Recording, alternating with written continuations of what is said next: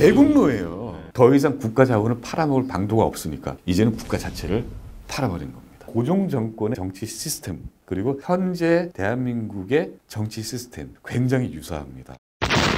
책의 제목이 매국노 고종이에요.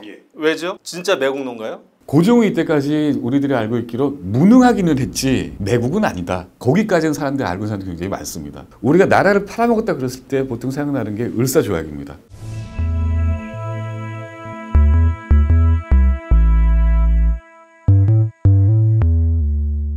조선 혹은 대한제국이라는 나라의 외교권을 일본에 양도한 조약이었거든요. 을사조약에 참석했던 대신들이 그때 을사조약 체결했던 장소가 그 중명전이라는 곳인데 왕실 도서관 겸 고종의 집무실 겸 그 침실이 있었습니다. 그 2층으로 고종을 아련하러 올라가죠.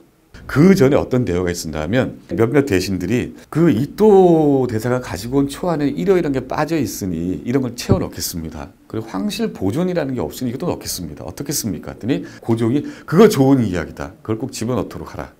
라고 얘기를 하고 그 을사오적의 우두머리라는 이완용을 위시해서 모든 대신들이 합동으로 폐하께서 그리 말씀하여도 저희 대신들은 거부할 부자 하나를 가슴에 안고 협상에 임하겠습니다. 그리고 내려가는 사람들을 뒤를 붙잡아서 모양 좋게 처리하라 라고 얘기를 해요. 고종이. 절대 너네 칼을 들이대더라도 가라고 하지 마라고 얘기를 해도 어려울 판인데 전제 국가의 군주가 모양 좋게 처리하고 황실의 안녕을 보존하라고 얘기했으니 이미 뒤에선 얘기가 다 끝났기 때문에 이또하고 그러니까 결국 팔아먹었네요. 매국노예요. 근데 이런 얘기들을 우리들이 다 기록이 다 있는데 이거를 학교에서 가르치질 않습니다. 그러면은 저기 네덜란드 헤이그의 평화회의에 그 밀사를 파견한 거는 고종의 항일 기획에 의해서 한 거다. 그래가지고 굉장히 좋게 생각한단 말이에요. 그거의 실체는 뭡니까?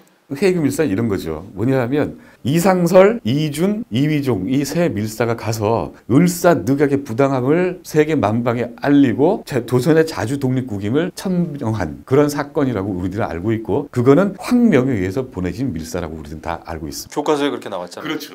틀린 거 없습니다. 그런데 그 밀사 중에 외국어에 능했던 사람이 이위종이라는 사람이었는데 이 위종이 거의 대표 역할을 했습니다. 제일 젊은 사람이었는데 20대였습니다. 일단 외국어가 됐죠. 네, 됐죠. 근데 이 사람이 본회의 입장이 거부가 되고 그리고 나서 세계 기자들을 놔놓고 그 앞에서 그 자기가 만든 연설문을 읽습니다. 잔인한 지난 정권의 학정과 부패에 질려 있어서 일본인을 희망과 공감으로 맞이했다. 우리는 일본이 부패한 관리들에게 엄격한 잣대를 적용해 만민에게 정의를 구현하며 정부에게 솔직한 충고를 해주리라고 믿었다. 우리는 일본이 그 기회를 활용해 한국인에게 필요한 계획을 하리라고 믿었다. 이 잔인한 지난 정권은 고종 시대를 얘기하는 거 아닙니까? 이게 고종 정권입니다. 그런데 일본이 한국인의 기대를 저버리고 비겁하게 조선을 집어삼켰다라고 얘기를 한 거예요. 이 문장을 우리는 빼놓고 배웁니다. 고종이 이 밀사단에게 준 것은 백지 위임장 하나밖에 없었습니다. 아 무슨 칙서나 뭐 이런 걸 준 게 아니고요. 이 위임장 하나고 그리고 그 칙서는 나중에 헐버트가 작성을 했고 그리고 이 연설문은 이위종이 작성을 했고요.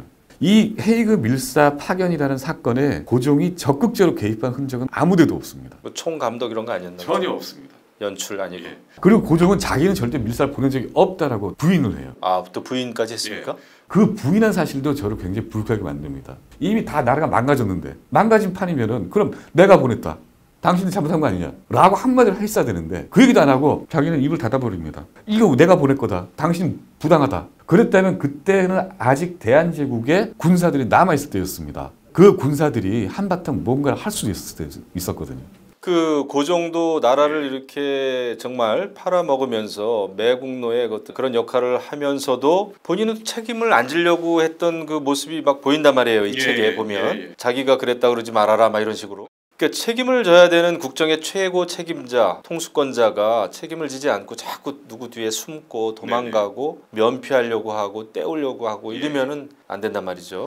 고종이 왕이 되고 나서 10년 동안 아버지 대원군이 자기가 권력을 휘둘렀습니다. 대원군이 보수적이긴 하지만 여러 개혁 정책을 펼쳤는데 그 개혁 정책이 그 세조 정치까지 있던 기득권 세력의 권력을 너무나도 침해를 하는 겁니다. 그래서 고종을 마침내 올리고 대원군을 밀어내죠. 그래서 1873년에 고종이 친정을 선언을 합니다. 대원군은 유폐가 되고요. 자기가 선택을 합니다. 자기를 왕으로 만들어준 사람 그게 권력 기반이에요. 그게 기존의 노론 세력이고 자기 외척인, 척족인 영민지 세력이 된 겁니다. 정권 창출에 공신들이고 뿌리치기 쉽지 않죠. 이 사람들이 없으면 이 사람이 이제 권력을 펼칠 수가 없는 겁니다. 조선은 대대로 건국할 때부터 왕권과 신권이 서로 견제로 균형을 이루는 그러면서 통치하는 시스템이었습니다. 그러니까 정도전은 이를 재상정치라고 불렀어요. 오히려 왕보다 재상이 더 앞서나서 왕을 견제를 해야 된다. 그러기 위한 재상이 똑바로 돼야 된다. 주장을 하면서 조선을 함께 건국을 했는데 그게 이후에 괜히 변질이 되다가 나중에 고종 때는 이 왕권을 견제할 신하들이 고종하고 붙어버린 겁니다. 그 붙어버린 세력이 노론이고 영민시예요. 공생이 돼버린 거예요. 그러면 서로 견제를 해야 될 세력들이 마치 용접을 하듯이 붙어버리니까 이제는 견제가 안 되는 거죠.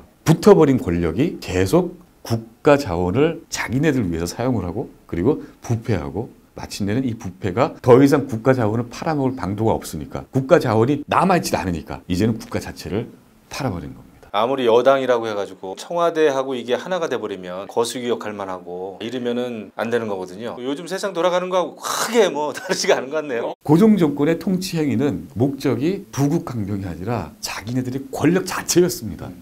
사람이 시스템을 운영하는 게 아니라 시스템이 시스템을 운영을 해야지 그래야지 그 정치가 똑바로 되고 그게 법치잖아요. 그게 법치죠. 어떤 프레임을 가지고 그러니까 프레임이라는 게 어떤 정치 프레임이 아니라 법적인 체제를 가지고 그 체제 내에서 움직이는 게 올바르고 정상적인 정치 시스템인 것 같습니다. 그런 점에서라면 다른 구체적인 역사 경험은 둘째 치더라도 이 고종 정권의 그 정치 시스템 그리고 현재 대한민국의 정치 시스템 굉장히 유사합니다. 저는 이 대한제국이라는 그 나라를 입법 독재라고 부릅니다. 자기 독재를 합리화하기 위해서 법을 자꾸 만들어요. 그래서 불합리한 권력, 부정한 권력을 자꾸 법으로 규정을 해서 이거 법에 규정돼 있지 않느냐? 그거 내가 한다. 역으로 법을 이용을 해서 자기 권력과 자기 독재를 합리화해버리다가 그런 사이에 리소스는 다 사라져버리고 나라는 꼬물이 됐고요. 고종이 대원군, 아버지 대원군을 물리치고 자기가 친정을 하면서 내건 명분이 백성들을 위하여 모든 기존의 정책들을 폐기한다였습니다. 적폐청산이네. 적폐를 청산했습니다. 경제정책 중에 대원군 시절에 경제정책은 잘못된 게 있었습니다. 임진왜란때 불탔던 경복궁을 이 가난한 시대에 그걸 중건하겠다고 여러 가지 말이 안 되는 짓을 했습니다. 그 대원군이. 당백전 발행하고 뭐 여러 가지 했는데 이 당백전이라는 것도 이 돈이 모자라니까 청나라에 좀 악화를 들여와서 그걸 또 유통을 시켰는데 이것들을 하루아침에 폐기를 시켜버려요. 화폐 개혁을 해버린 거죠. 화폐 개혁을 할 때도 이것들이 백성의 삶에 도움이 되지 않음으로였습니다. 그런데 화폐 개혁은 현대 화폐 개혁을 해도 굉장히 오랜 준비 기간이 필요합니다. 근데 그때 기록을 보면 어느 날 아침 어전회의에서 고종이 대신들에게 오늘부터 청정 금지 이래버립니다. 시장이 붕괴가 돼버린 거예요. 상품이 생산이 안 되고 유통이 안 됩니다. 난리가 났죠. 생 고생을 한 다음에 좀 정신을 차리니까 이제 재정 파탄이 시작이 되는데 재정이 엉망진창이 되고 나니까 좀 정신을 차렸는지 아니면 숨을 돌렸는지 고종이 대신들한테 어느 아침에 문득 이렇게 얘기를 합니다. 밀렸던 경복궁 공사를 시작하겠다. 대신들이 놀라서 전하 지금 재정이 엉망진창입니다. 이건 해도 개 보수만 해야지 중공 같은 있을 수가 없습니다. 했더니 고종이 하는 얘기가 옛날에는 명을 내리면 알아서 했는데 지금은 의정부에서 왜 알아서 하지 않고 나한테 반발하는가? 던져버린 거예요. 나라는 엉망진창이 돼 있는데. 이 말씀이 지금 실록에 다 나오는 거죠? 실록에 그대로 있습니다. 그렇게 무책임하게 하더니 나중에는 돈이 없으니까 현대는 돈이 없으면 어떻게 될까요? 정상적인 자본주의 국가라면 세금을 거두거나 아니면 상품을 더 생산을 하거나 수출을 더 하거나 부를 축적을 해야죠. 돈을 찍습니다. 동전을 대량으로 찍습니다. 그리고 당오전이라는 걸 또 찍어냅니다. 당오전은 가치가 100원밖에 안 되는데 근데 500원 액면가를 찍어서 막 찍어냅니다. 옛날에 자기 아버지 대원군의 악행이라고 했던 그 악화를 이 사람이 이제 생산해서 찍어내죠. 그래서 돈이 엄청나게 많이 돌아다닙니다. 이게 결국에는 나중에 대한제국 말기 근대화 작업에서 일본인들한테 일본 정권한테 이 근대화를 하겠다면서 일본 세력이 진입하게 되는 굉장히 좋은 핑계가 됩니다. 대한제국은 봤더니 재정 자체가 없습니다. 재정이 물란한 정도가 아니라 자체가 없으니까 근대 개혁이 됐다. 그러면서 재정권을 속속 빼내버리죠. 구한말 대한제국은 영양제를 그렇게 많이 투입을 했어도 먹을 생각을 하지 않고 결국은 중환자실로 누웠다가 모든 파이프를 다 대고 있는데 그때 몰래 이토 히로부미가 들어와서 파이프를 다 빼버린 겁니다. 다 죽어가고 있는 거. 뺀 그 사람, 뺀 그 나라, 일본은 한국의 입장에서는 비난을 해야 됩니다. 비난을 받아야 되고. 하지만 그 전에 이 나라가 어떤 상태였고 그 상태를 누가 만들었는지는 우리가 반드시 알아야지 반복이 안 되죠. 역사에 있어서 성찰, 반성 이것을 해야 또다시 우리가 비극을 겪지 않게 되는 거 아니겠습니까? 오늘 박종인 선임 기자님 모시고 아주 귀한 말씀 들었습니다. 감사합니다. 감사합니다.